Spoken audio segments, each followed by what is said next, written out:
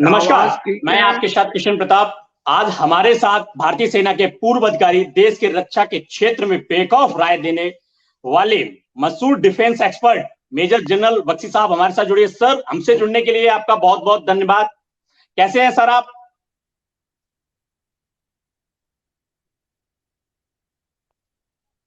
सुन पा रहे हैं सर आप मुझे?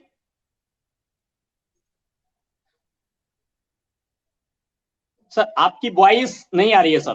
नहीं आ रही। अब आ रही है। जी जी। कैसे हैं सर आप? आ रही है। सब मैं बिल्कुल ठीक, बढ़िया, बताइए। सर, हमारा सर पहला सवाल है। जनरल बख्शी आज देश में डिफेंस एक्सपर्ट के रूप में ख्याति रखते हैं। आपका ये सफर कैसे शुरू हुआ? देखिए साहब, आज से 50 साल से भी ज्यादा पूर्व, 55 साल हो रहे हैं अब तो, जो मेरे बड़े भाई साहब थे, कैप्टन सृष्टि रमन बख्शी, वो जी 11th battalion Jammu and Kashmir में सेवारत थे। जी जी। और 1965 के युद्ध में वो शहीद हो गए। एक M16 माइन के फटने से उनकी लाश के चिथड़े उड़ गए। उसी वक्त प्राण पखेरु उड़ गए। और उन दिनों लाशें वापस नहीं भेजी जाती थी। जो कुछ इकट्ठा हुआ टुकड़ों का, उन्होंने इकट्ठा किया, दाह संस्कार किया, और हमें वो जो है अस्थि कलश में भेज, जो हमने नर्मदा जी में प्रवाहित करी। और उस वक्त मेरा मन बिल्कुल ठन गया था कि जिस परिवार के सदस्य की लाश की दुर्गति हो, उसका बदला लेना अनिवार्य हो जाता है। और इसके चलते मैंने सेना में आने का मन ठाना। और अगले वर्ष ही मैंने NDA का रिटन एग्जाम दिया। और जब जी माता पिता को पता चला तो नेचुरली बड़ा बवाल उठा घर में कि साहब, हमने ठेका ले रखा है लड़के देने का, और परिवारों में लड़के नहीं है क्या? वो क्यों नहीं भेज सकते अपने लड़के? हमारे ही एक लड़का गया, अब एक साल बाद दूसरा जा रहा है क्या? मतलब बड़ा रोना धोना हुआ, आप समझ सकते हैं। लेकिन मैं बिल्कुल जो है अपने सिलेक्टेड मार्ग पर अडिग रहा। और मैंने जी। रिटन एग्जाम किया, फिर मेरा इंटरव्यू आया SSB बेंगलोर, मैसूर में, और मेरा मेडिकल बेंगलोर में हुआ। तो काफी घूमने को मुझे मिल गया एज अ टीनेजर। और तब मैं तकरीबन 16 साल से भी कम, 15 साल का था। और उसके पश्चात मेरे पिताश्री बहुत अपसेट थे। वो खुद J&K राइफल्स में, जो स्टेट फोर्सेस होते थे, महाराजा के दरबारी थे और चीफ एजुकेशन ऑफिसर थे।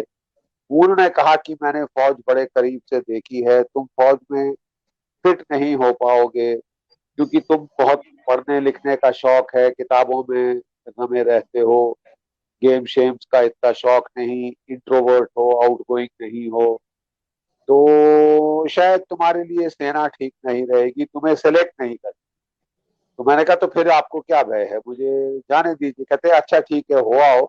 उनका बड़ा मन था कि मैं IAS IFS में जाऊं। ठीक जी है। तो IAS IFS के लिए उन्होंने कहा कि तुम्हारी तैयारी हो जाएगी, प्रैक्टिस हो जाएगी। तो मैं गया साहब, और उनका पक्का यकीन था कि मैं सिलेक्ट नहीं हुई।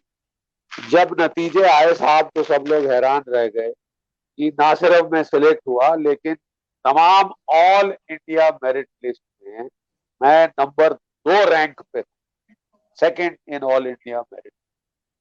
तो फिर तो लोगों को मुझे जी। जाने देना पड़ा। और मैं NDA गया, और वो भी 10 दिन लेट, क्योंकि वो अभी भी रोकते रहे आखिर तक। इस तरह मेरा फौजी सफर शुरू हुआ सन 1967 के जून में। और 4 साल के 3 साल ट्रेनिंग NDA, 1 साल ट्रेनिंग IMA। और हम सीधा, जब हमारा जो बैच, हमको दिसंबर 1970 में कमीशन होना था, हमें जी 1 महीना पहले कमीशन दे दी गई। और सीधा हम लोग कोई क्या बोलते हैं, 10 दिन मिले हमको माँ बाप से मिलने के लिए, और सीधा हम लोग बांग्लादेश पहुंच गए ज्यादातर। और पहले ही दिन हम लोग लड़ाई में थे, एक्शन में थे। सेकंड लेफ्टिनेंट अरुण खेत्रपाल परमवीर चक्र मरणोपरांत मेरे बैच का है। कर्नल नायर जी अशोक चक्र मरणोपरांत, ये तो हाईएस्ट अवार्ड है, ये मेरे बैच का है। तो हमारा एक मतलब अजूबा ही बैच है, जो कि पाकिस्तान के युद्ध में हमारी सर्विस शुरू हुई, और जिसमें हालांकि हम सेकंड लेफ्टिनेंट थे, सबसे जूनियर रैंक के अफसर थे, इसलिए सबसे आगे हम, सबसे आगे कटिंग एज पे हम थे।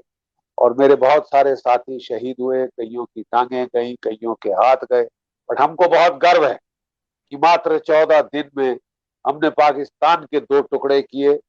हमने बांग्लादेश के नए मुल्क का निर्माण किया बाहुबल के जोर पे। 93,000 कैदी आत्मसमर्पण किए पाकिस्तान के, और ढाका पे हम 550 किलोमीटर अंदर आगे बढ़ के हमने जो है अपना तिरंगा झंडा फहरा दिया राजधानी ईस्ट पाकिस्तान की ढाका। सर, आपका आपने जो परिचय दिया है, बहुत ही संक्षेप में इतना सारा परिचय दिया, उसके लिए सर बहुत बहुत धन्यवाद। सर, अब अगला सवाल है सर, आपको लोग सर मीडिया में भिन्न भिन्न बड़े बड़े चैनलों में आपको देखते हैं सर, लोग जानना चाहते हैं आपके बारे में सर। आज आपके बयानों से विरोधी पस्त हो जाते हैं। जनरल बख्शी क्या बचपन में भी ऐसे ही थे? हाँ, शुरू से ही लड़ाकापन तो था, तभी फौज में गया। और मुझे बहुत किस्मत अच्छी है, बहुत अच्छा स्कूल था, बहुत अच्छे टीचर थे, और बहुत ही मिस्टर बैनर्जी हमको साइंस फिजिक्स मैथ्स के टीचर थे, केमिस्ट्री वगैरह के। वो किताबों से काफी आगे ले जाते थे, टेक्स्ट बुक से। लाइब्रेरी में जाके अध्ययन करने का प्रोत्साहन देते थे, पढ़ो पढ़ो पढ़ो, और ज्ञान हासिल करो, और ज्ञान हासिल करो, समझो, रट्टा नहीं मारो, समझो।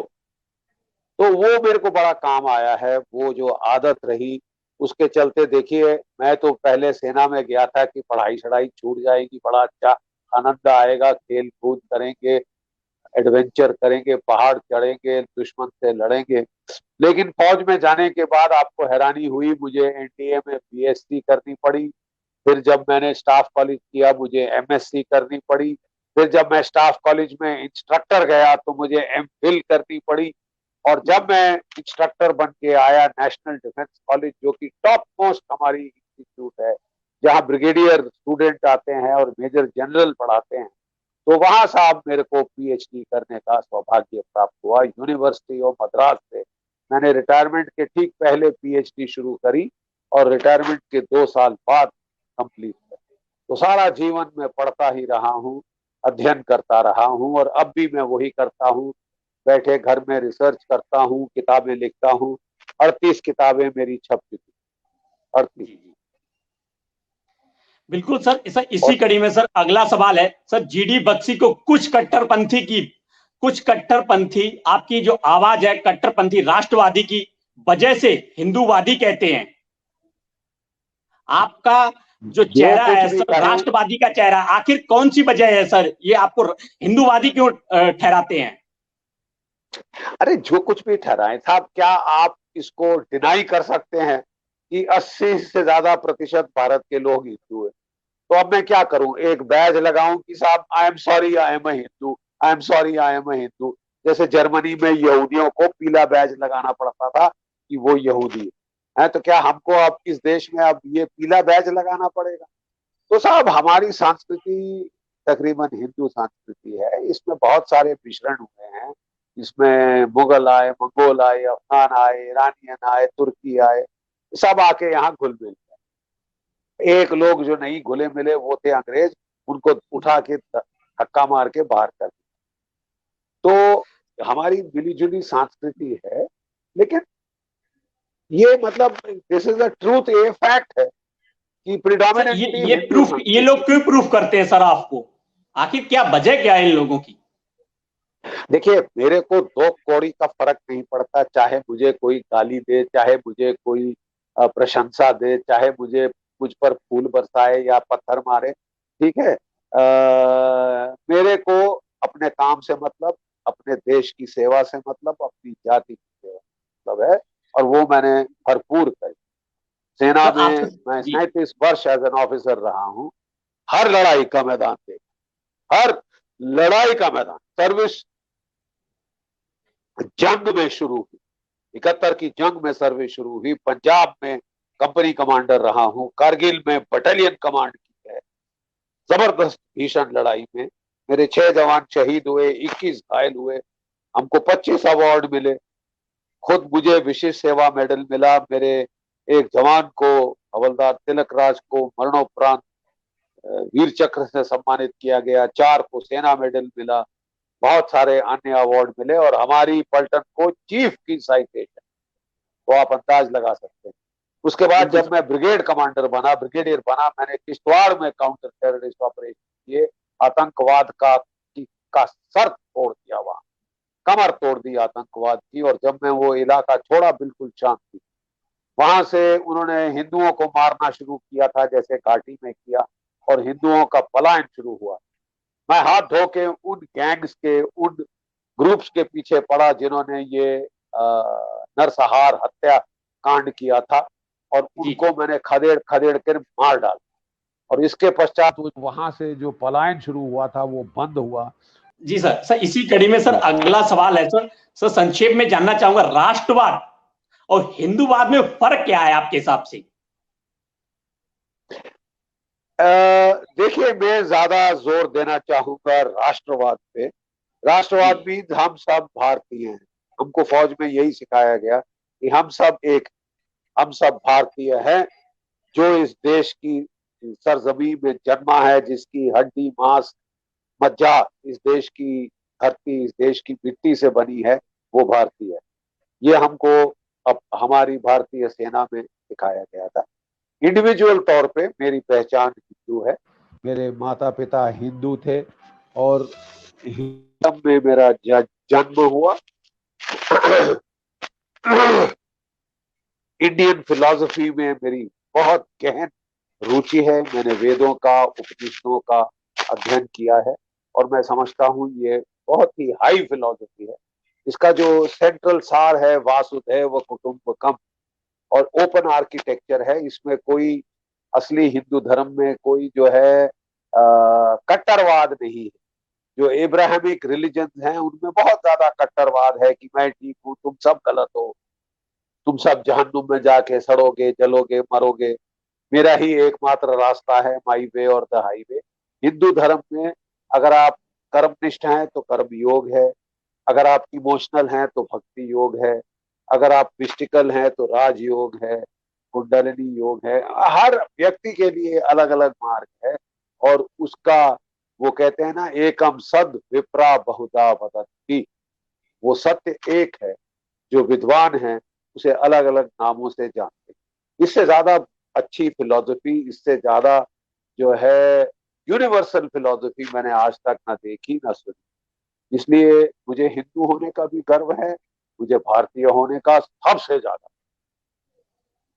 बिल्कुल सर। सर अगला सवाल है सर, वर्दी पहनकर आपने गद्दारों से जंग लड़ी, अब बिना वर्दी के आपको क्या लगता है किससे आपको लड़ाई लड़नी पड़ रही है? सबसे पहले हमारे देश में एक जयचंद जीन है। जी मतलब गद्दारों की कभी कमी नहीं रही इस मुल्क में। जब अलेक्जेंडर ने हमला किया था और पोरस उससे लड़ रहा था, उसका रास्ता रोक रहा था झेलम नदी के ऊपर, तो आम भी राज फलों के टोकरे लेकर सिकंदर के पास पहुंच गया था कि जैसे तैसे इसको हराओ, मैं आपका साथ। ये हमारी प्रथा है, गद्दारी की प्रथा। चाहे जयचंद हो, चाहे मीर जाफर हो, हमेशा हमारे देश में गद्दार रहे हैं, आज बिल्कुल सर, भी कहा जाए जयचंदों से पनप आपकी रहे। लड़ाई है। बिल्कुल है। लेकिन सर्वप्रथम हमारे जो दुश्मन हैं वो है चीन और पाकिस्तान, इसमें कोई शक नहीं है। एक बार चीन ने हमला किया है, पिछले साल झड़पें करी, हमको कोरोना से संक्रमित किया है बायोलॉजिकल वॉरफेयर के चलते। और पाकिस्तान ने तो 4 बार ही हमला किया है, और लगातार उसने जो है अप्रत्यक्ष युद्ध छेड़ रखा है, टेररिज्म छेड़ रखी है। कल उसने मारा है एक हमारा हिंदू सांसद, त्राल के इलाके में, जम्मू कश्मीर। तो दुश्मनों की कोई कमी नहीं है, बिल्कुल बाहर के सर। दुश्मन, अंदर के जी दुश्मन, सब भरे हुए। सर, अगला सवाल है सर, माननीय नरेंद्र मोदी जी की पाकिस्तानी नीतियों के प्रति आप कितने सहमत और संतुष्ट हैं? देखिए, जमीन आसमान का फर्क पड़ा है जब से मोदी जी आए, ठीक है ना। जब 26/11 हुआ हमारे देश में, 165 क्या 166 जाने गई मुंबई के हमले में, और उसके जी पहले जो 1993 का हमला था, क्या किया हमने पाकिस्तान का? एक बाल बांका नहीं किया, एक बाल नहीं उखाड़ा, ठीक है। और चुपचाप बैठ के सह लिया, जी जी और नाटक किए, और दुनिया भर को अपील करी जैसे कि मरे हुए कुत्ते हों, काए काए कर रहे हों, और कुछ नहीं किया हमने पलटवार के रूप। और डरा के रखा हमको हमारे ही देश में बैठे गद्दारों ने कि कुछ करोगे तो पाकिस्तान के पास आणविक हथियार हैं, न्यूक्लियर वेपन है, वो तबाह कर देगा आपको। तो क्या हमारे पास नहीं है? एक ही तरफा ये मामला होगा कि वही चलाएगा और हम इसको दिवाली के लिए संभाल के रखेंगे? बकवास है ये बिल्कुल। बिल्कुल। जब कारगिल का युद्ध हुआ, 3 महीने तकरीबन युद्ध चला, एक भी आणविक हथियार आपने देखा इस्तेमाल होता हुआ? जेट फाइटर इस्तेमाल हुए, हमारे रॉकेट, आर्टिलरी, तोपें सब इस्तेमाल हुई। कोई अणु आणविक हथियार का आपने देखा दिल्ली पे गिरते या मुंबई पे गिरते? ये सब बकवास है। डरा डरा के मरा दिया है, लड़ने के काबिल नहीं छोड़ा। और दूसरा हमारा सोने पे सुहागा है ये गांधीवाद, अहिंसावाद।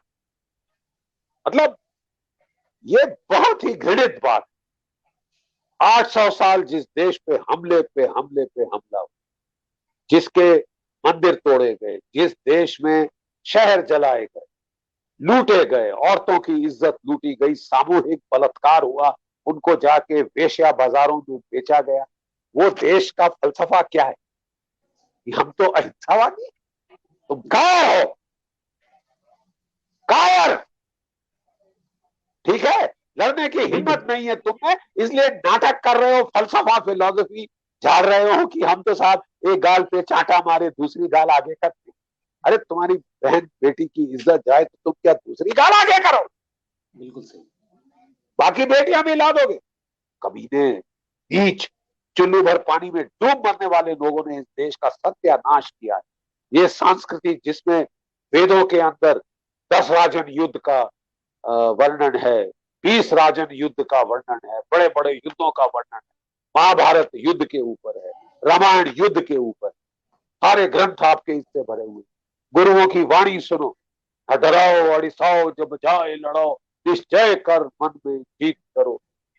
ये सब क्या है? गांधीवाद है। ये गांधीवाद का नाटक बहुत यहाँ चल गया। यानी कि जब आप में हिम्मत नहीं थी अंग्रेजों से लड़ने की, तो आपने गांधीवाद अपना लिया, सब नाटक किया।